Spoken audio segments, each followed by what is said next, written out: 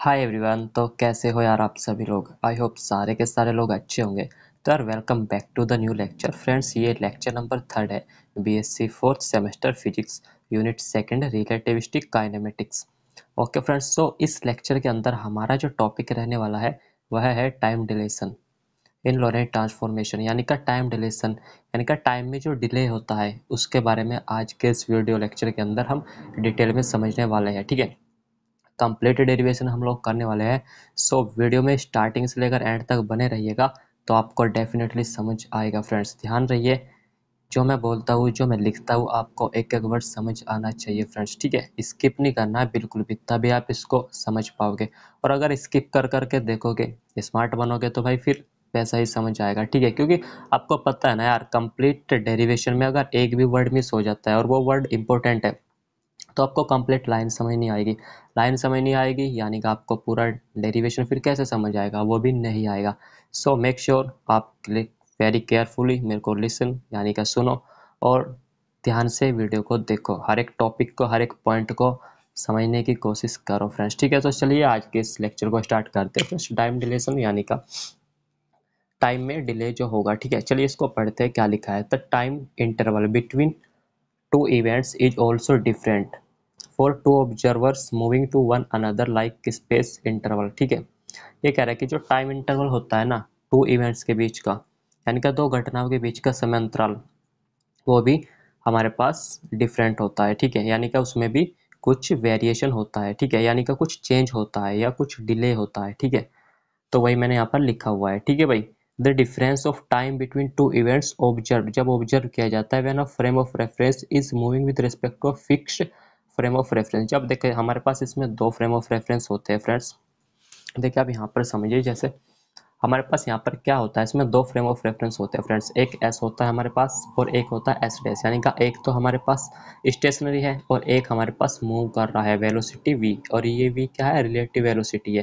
यानी का इस यानी का फ्रेम ऑफ रेफरेंस एस के रिस्पेक्ट में वी वेलोसिटी से क्या कर रहा है, मूव कर रहा है in the positive direction of x axis, यानी का एक्स एक्स की धनात्मक दिशा में वी वेलोसिटी से गति कर रहा है। ठीक है, हमारे पास दो फ्रेम ऑफ रेफरेंस है। तो फ्रेंड्स वहीं यहाँ पर मैंने इसको लिखा है, देखिए इसको हम पढ़ते हैं। क्या लिखा है, let us consider two inertial frames S and S dash. ठीक है, हमने कंसिडर किया कि हमारे पास दो फ्रेम्स है, एक एस है एक एस डैश है। वही यहाँ पर मैंने यहाँ पर क्लियरली लिखा है कैसे फ्रेम्स है, ये हमारे पास इनर्शियल फ्रेम्स है फ्रेंड्स। ठीक है, S dash moving with V velocity, और एस डैश क्या है, वो वी वेलोसिटी से मूव कर रहा है किसके रिस्पेक्ट में, with respect to the S. ठीक है फ्रेंड्स, किस वेलोसिटी से, मूविंग विद वेलोसिटी वी। ठीक है, ओके, अलोंग एक्स डायरेक्शन यानी का एक्स एक्स की पॉजिटिव डायरेक्शन में। ठीक है, लेट अ गन, एक गन है, is placed at the position X dash Y dash Z dash, कहाँ पर, एस डैश में। ठीक है, कहाँ पर, एस डैश में, इस पोजीशन पर, यानी का एस डैश ये वाला फ्रेम ऑफ रेफरेंस है। इसमें कोई पॉइंट है X dash Y dash Z dash, उसके कोऑर्डिनेट्स है और वहाँ पर कोई गन रखी हुई है। ठीक है, उस गन से हम दो फायर करेंगे फ्रेंड्स। ठीक है, वही मैंने यहाँ पर लिखा है। लेट इट फायर्स, यह फायर करते हैं two shot at time T one dash, एक टी वन डैश टाइम पर और एक टी टू डैश टाइम पर। ओके, देखिए डैश क्यों लगाया है, डैश लगाया है क्योंकि हम मेजर कर रहे हैं सेकंड यानी का S dash frame of reference में फ्रेंड्स। ठीक है, measured in frame S dash में हम क्या कर रहे हैं, मेजर कर रहे हैं, इसलिए यहाँ पर कोऑर्डिनेट्स पर मैंने डैश इसको डिनोट किया है। Okay, then it's proper time interval, तब इसका प्रॉपर टाइम इंटरवल कैसे निकालते हैं, टाइम इंटरवल कैसे निकालते हैं, सबट्रैक्ट करके, सिंपल। ठीक है, तो इसका proper time interval measured in S dash frame में अगर हम मेजर करेंगे तो वो क्या हो जाएगा फ्रेंड्स, अगर मैं उसको टी नोट से दिखाऊंगा तो वह हो जाएगा हमारे पास अंतिम समय माइनस प्रारंभिक समय, यानी का T two dash minus T one dash. ठीक है, और इसको मैंने क्या दिया, इसको इक्वेशन नाम मैंने दिया। ठीक है, नाउ अगर हम इस टाइम इंटरवल को between the two shots measured in frame S, यानी कि इसको अगर हम एस फ्रेम ऑफ रेफरेंस में मेजर करें तो हमारे पास क्या आएगा फ्रेंड्स, वो आएगा हमारे पास यहाँ पर टी आ जाएगा हमारे पास T two minus T one. ये किस में होगा, ये एस फ्रेम्स में होगा। ठीक है, ठीक है फ्रेंड्स, अब हमको करना क्या है फ्रेंड्स, हमको टी और टी डैश के बीच में हमको क्या निकालना है, रिलेशन निकालना है फ्रेंड्स। ठीक है, तो वहाँ पर हम किसकी हेल्प लेंगे, वहाँ पर लेंगे हम from the Lorentz transformation equation friends, यानी का लॉरेंज ट्रांसफॉर्मेशन इक्वेशन। ठीक है, चलिए देखते हैं इसको। देखिए हमारे पास according to the Lorentz transformation equation हमारे पास क्या होता है, हमारे पास ये रिलेशन होता है फ्रेंड्स। ठीक है, हमारे पास ये होता है रिलेशन। ठीक है, यानी का t is equal to T dash plus X dash V. देखिए ये होता है distance travel by second frame of reference, यानी का एस डैश। ठीक है, एस डैश ने जो डिस्टेंस कवर किया to the S frame of reference. ठीक है, सो ये होता है हमारे पास T one dash plus X dash V upon C square divide by this. अगर ये आपको समझ नहीं आया ना, तो आप इससे प्रीवियस लेक्चर जिसके अंदर हमने डिस्कस किया है डिटेल में लॉरेंज ट्रांसफॉर्मेशन इक्वेशन, आप वहां से इसको समझ सकते हैं भाई। ठीक है, आपको लिंक प्लेलिस्ट में, लिंक नहीं वीडियो प्लेलिस्ट में मिल जाएगा। ठीक है, तो इसके अकॉर्डिंग अगर मैं यहाँ पर T1 और T2 निकालूंगा तो हमारे पास क्या हो जाएगा, T1 हो जाएगा हमारे पास, यहाँ पर T डैश था तो T1 डैश, यानी कि 1 के लिए 1 रख दीजिए और 2 के लिए 2 रख दीजिए। ठीक है, तो यहाँ से T2 ये आ जाएगा, T1 ये आ जाएगा, और हमारे पास T क्या है इक्वेशन 2 से, इक्वेशन 2 से T है हमारे पास T2 माइनस T1। तो इसमें से इसको सब्ट्रैक्ट कर दो, तो वही तो यहाँ पर मैंने लिखा है equation 2 gives T2 minus T1। ये T2 है और ये T1 है। ओके, डिनोमिनेटर दोनों के सेम है तो एलसीएम लोगे तो वो तो सेम ही रहेगा, यानी कि 1 minus we square upon C square. Okay, so यहाँ पर न्यूमरेटर में क्या हो जाएगा, T2 डैश माइनस दिस, यानी का एक्स डैश वी अपॉन सी स्क्वायर, माइनस से अंदर मल्टीप्लाई करोगे तो ये क्वांटिटी माइनस और ये क्वांटिटी प्लस। ठीक है, ये सेम क्वांटिटी है वो कट जाएगी जो, ठीक है, ये सेम है और इनका साइन अपोजिट है, सो ये तो कैंसिल हो जाएगी और बचेगा हमारे पास यहाँ पर T2 dash minus T1 dash upon 1 minus we square upon C square friends. और ये क्या है हमारे पास, ये तो हमारे पास टी नोट है। इक्वेशन फर्स्ट क्या थी हमारे पास, इक्वेशन फर्स्ट यही तो थी कि T naught is equal to T2 dash minus T1 dash. ठीक है ना, ओके, सो यहाँ पर मैंने इसको रख दिया T naught upon 1 minus we square upon C square from equation first. Okay, so यहाँ से आप क्लियरली क्या देख पा रहे हो, T greater than T naught. ठीक है, और वैसे भी ये अभी वेरी करेगा, इसको हम अलग अलग केस में देखेंगे कब, जैसे अगर ये क्वांटिटी 1 से लेस है या 1 से स्मॉल है। ठीक है, सॉरी लेस और स्मॉल तो एक ही हो गया, 1 से छोटी है या 1 से ग्रेटर है। ठीक है, ये 0 है, ये इन्फिनिटी है, अभी हम इसके केस देखेंगे। ठीक है, तो अभी हम क्या लिखेंगे, जो हमने अभी हम इसके बारे में लिखेंगे, क्या लिखेंगे, hence a stationary clock.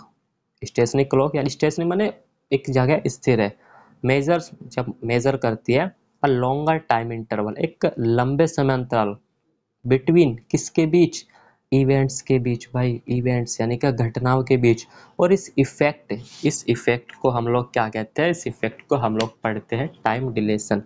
Okay, this effect is called time deletion. Okay, चलिए आप देखते हैं हम केस, इसकी क्वांटिटी, इसकी वैल्यू। ठीक है, 1 से छोटी है तो किस हिसाब से डिलेशन होगा, कब डिले होगा, कब डिले 0 होगा, कब डिले नहीं होगा। ओके, सो चलिए देखते हैं। Now we have case number first, when v is very less to the c। v velocity है, रिलेटिव वेलोसिटी, और c हमारे पास वेलोसिटी ऑफ लाइट यानी का प्रकाश का वेग या प्रकाश की चाल है। जब v हमारे पास c से बहुत छोटा है तो हमारे पास v स्क्वायर तो और भी छोटा हो जाएगा c स्क्वायर से। ठीक है, ओके, सो यहाँ से अगर मैं क्या v square divide by c square, so बहुत छोटी क्वांटिटी हो जाएगी, 1 से बहुत छोटा हो जाएगा। ये 1 से इतना छोटा है, अगर मैं इसको 1 में से सब्ट्रैक्ट करूंगा तो वो किसके इक्वल बचेगा, वो ऑलमोस्ट इक्वल टू 1, यानी का 1 के लगभग इक्वल ही बचेगा, क्योंकि ये जो क्वांटिटी है ना भाई, ये वाली क्वांटिटी बहुत छोटी है 1 से, सो ये क्वांटिटी लगभग 1 के बराबर हो जाएगी। Okay, so t is equal to हमारे पास टी नोट अपॉन √1 या 1, तो इस केस में लगभग इक्वल हो जाएगा हमारे पास टी नोट के। ठीक है, टी नोट टाइम है एस डैश में।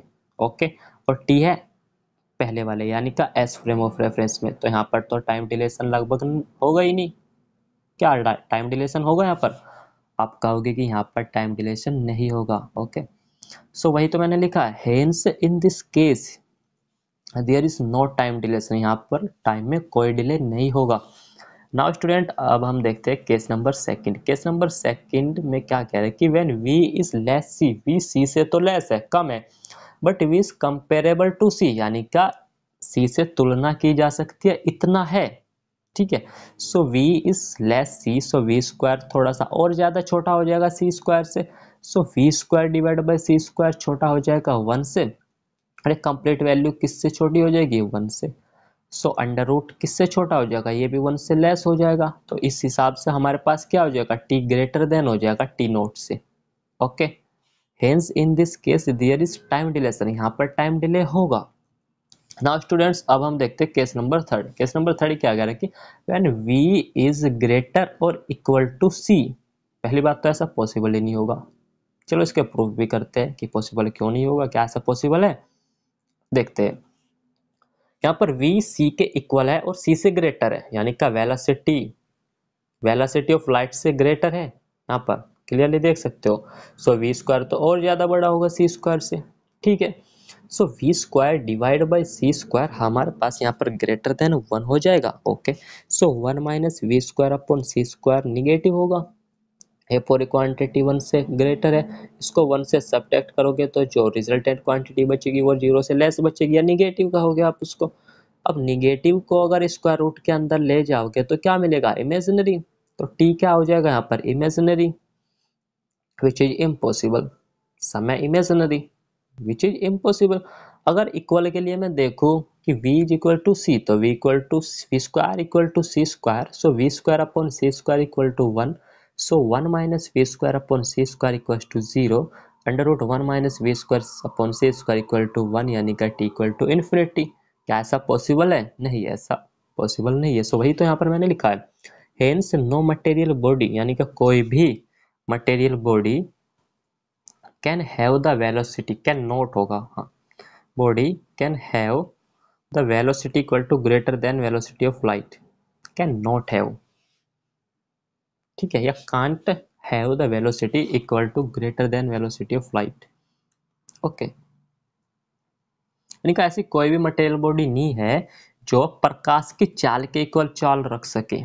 ओके, सो ये था हमारे पास टाइम डिलेशन का कॉन्सेप्ट, आई होप आपको समझ आया होगा। ठीक है, समझ आया हो तो अच्छी बात है, अगर आपको थोड़ा सा भी कंफ्यूजन है ना तो एक बार इसको स्टार्टिंग से देखिएगा, आपको डेफिनेटली समझ जाएगा। ओके, सो फ्रेंड्स आज के इस वीडियो लेक्चर को हम लोग यहीं तक रखते हैं, मिलेंगे नेक्स्ट वीडियो लेक्चर में नेक्स्ट टॉपिक के साथ, तब तक के लिए thank you, thanks for watching, और पढ़ाई करते रहिए भाई, ठीक है, एग्जाम आ गई है, मतलब डेट सेट आ गई है, सो उसकी प्रिपरेशन करिए। Okay, thank you very much.